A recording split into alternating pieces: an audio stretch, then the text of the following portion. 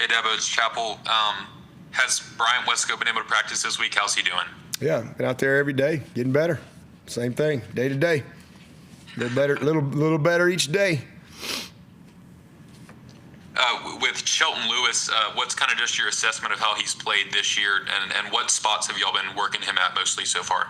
It's corner and nickel, same as he has done all year. Nothing different. Just corner and nickel. That's his position.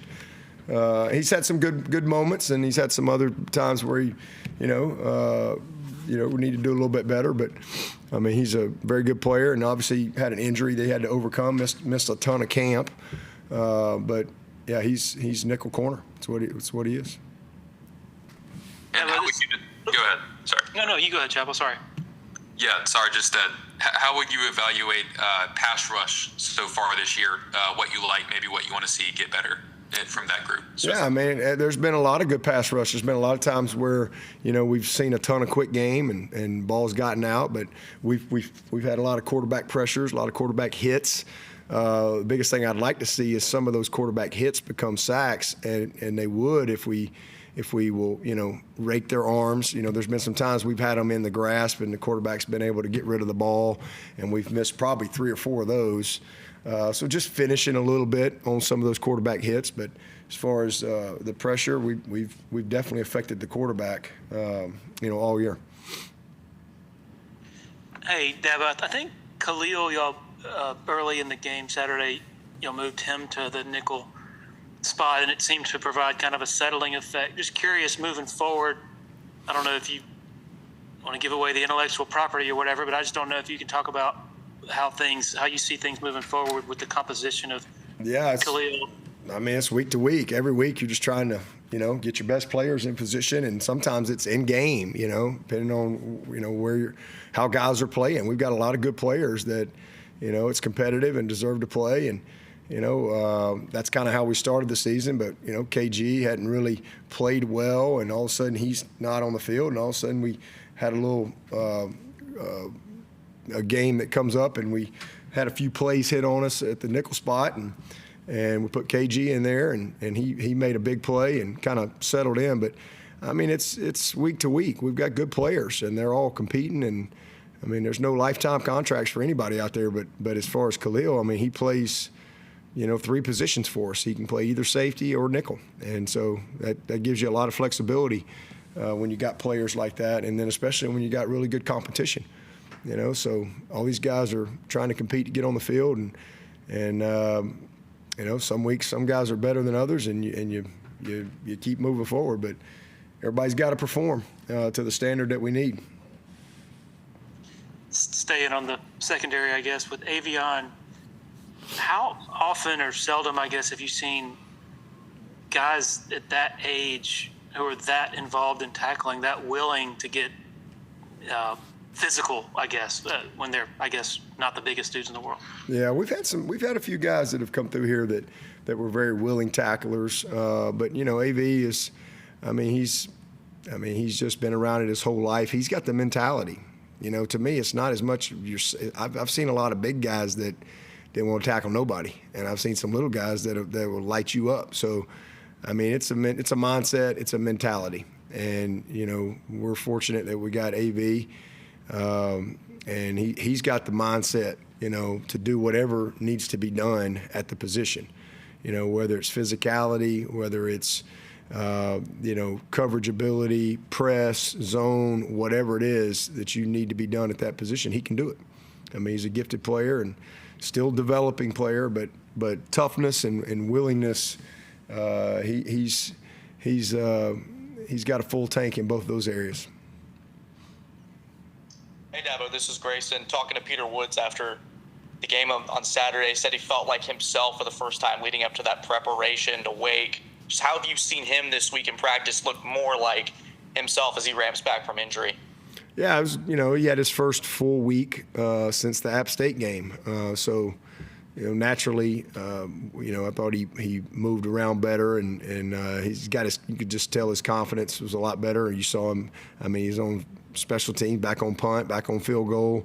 He played offense. So I think he came out of the game really feeling good, and now he just needs to, just just continue the process and keep stacking days. And obviously we got an open date next week, so another huge opportunity for him this week. But he's definitely looks good, moving well, and doing what Peter Woods does every day.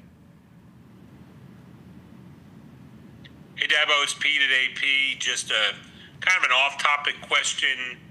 How do you, when you have a dispute, or not a dispute, a play that you send into the ACC for officiating clarification, it never seems like anything's going to say, you know what, we messed up, that touchdown stands, you win the game. Nothing's really going to change. What do you get out of that process of doing that when you do it?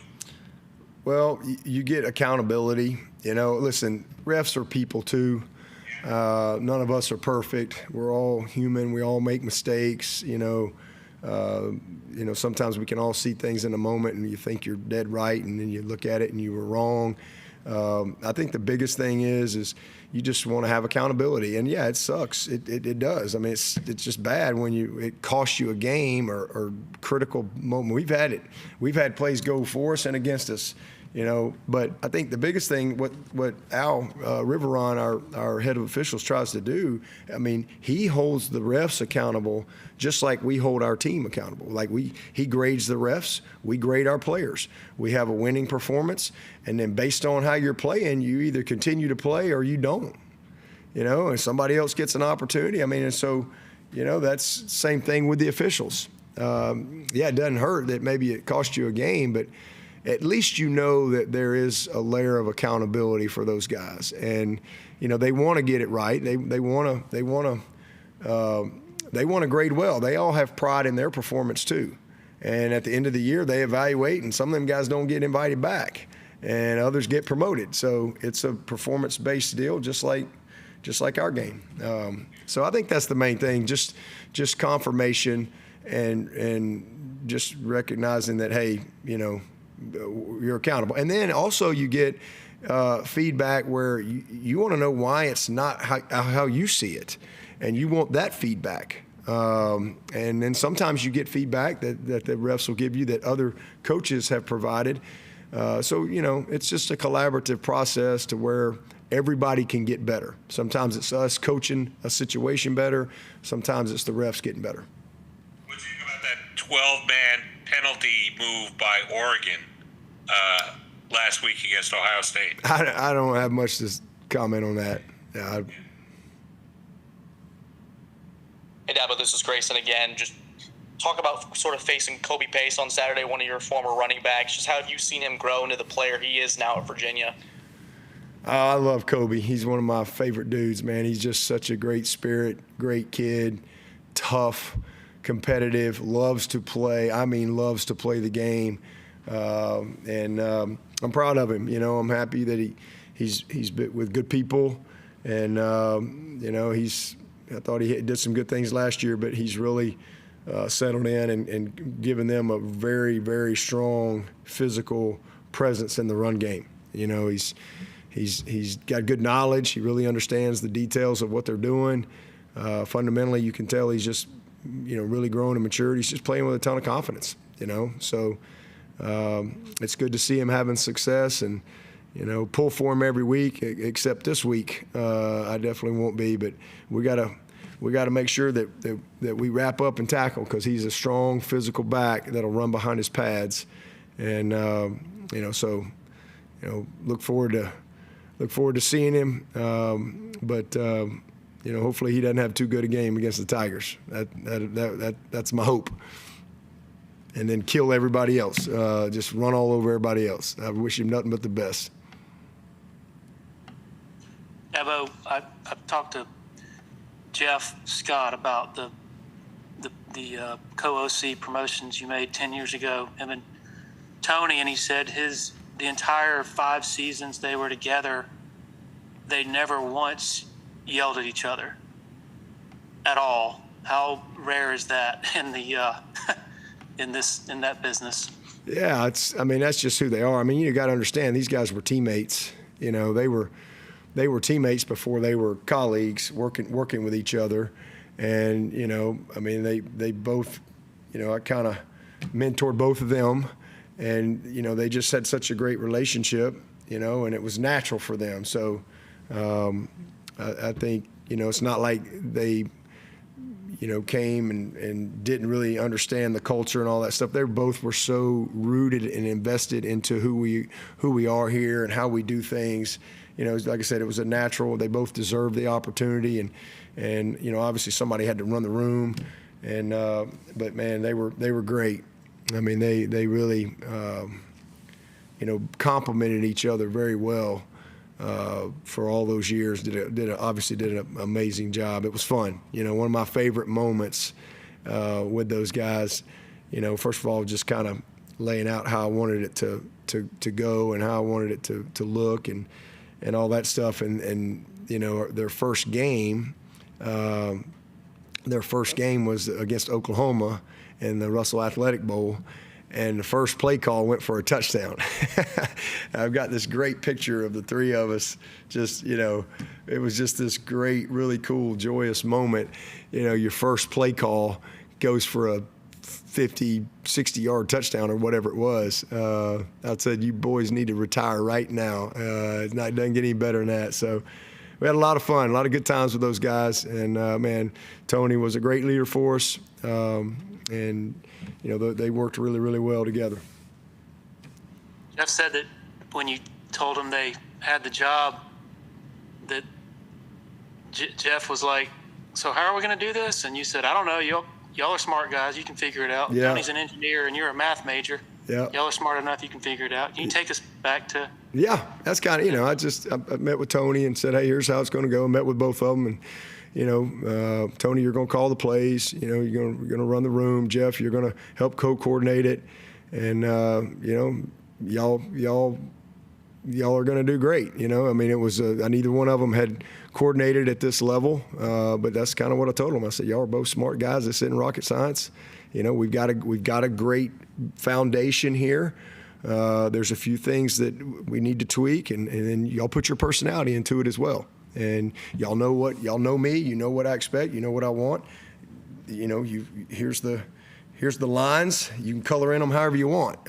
That's kind of how it was. And I think that they just did an awesome job every single week of leading the offense and being creative and having fun doing it.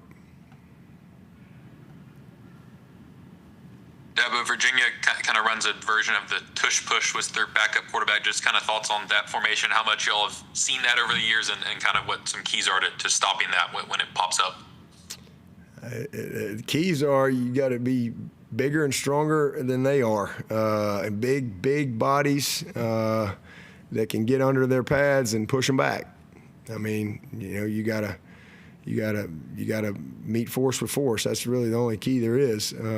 But yeah, I mean, that showed up on tape where they get in there, and the other thing we need to do is don't let them get in that situation. That's another way to stop it. Don't let them get into inches or 4th and 1 or whatever that may be. And I think this was before you got on your radio show on Monday, but your wife mentioned that you're not a coffee guy, but you like hot chocolate, 2 marshmallows. Is that kind of your fall beverage preference? Is that correct? No marshmallows, just straight hot chocolate. Yeah, I don't drink coffee. I've never drank coffee. I've got a lifetime bet with my father-in-law. He bet me, you gotta understand, I've been around my in-laws since 3rd grade. So I mean, they've known me my whole life, known them their whole life, and I've got a lifetime bet with my father-in-law, Jeff Bassett. He told me, I don't know, I was probably 16 or something. He told me I'd drink coffee one day, and I'm like, I ain't drinking coffee. And so we have this, lifetime bet. I don't know how I'm gonna ever get paid off on it, but so yeah, I don't drink coffee. I've never drank coffee. I have no desire. It's quite the interesting conversation on a Wednesday here, but yeah, I like hot chocolate. I do like that. It's not something I drink every day, but if I'm gonna have something hot, I like hot chocolate. How about beer? I'm just kidding. No, I don't drink beer. Anybody else for Coach?